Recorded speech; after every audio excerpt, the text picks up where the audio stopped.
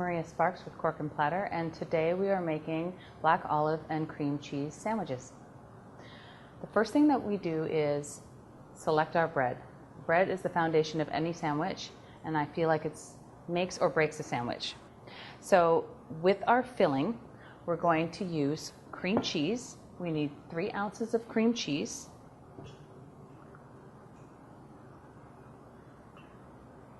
We need 1 tablespoon of mayonnaise.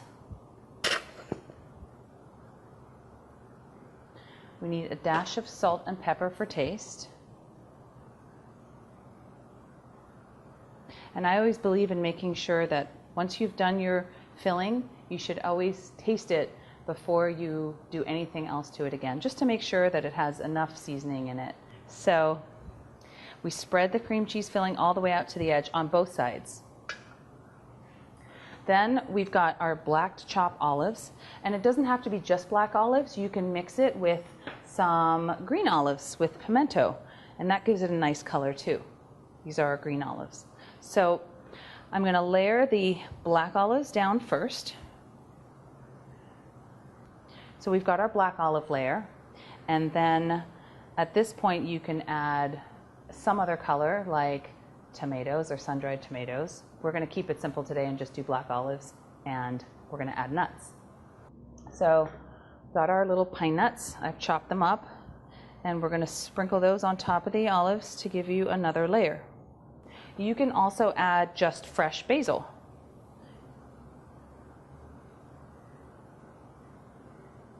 Or arugula, anything to give it some nice color and some contrast.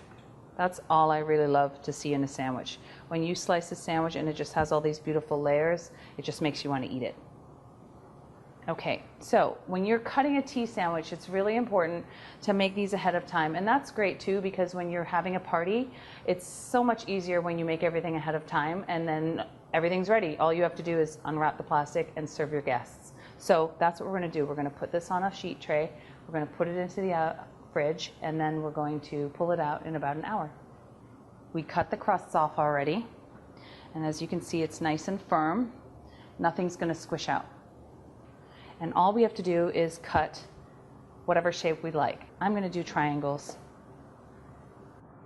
And that's how you make black olive and cream cheese sandwiches.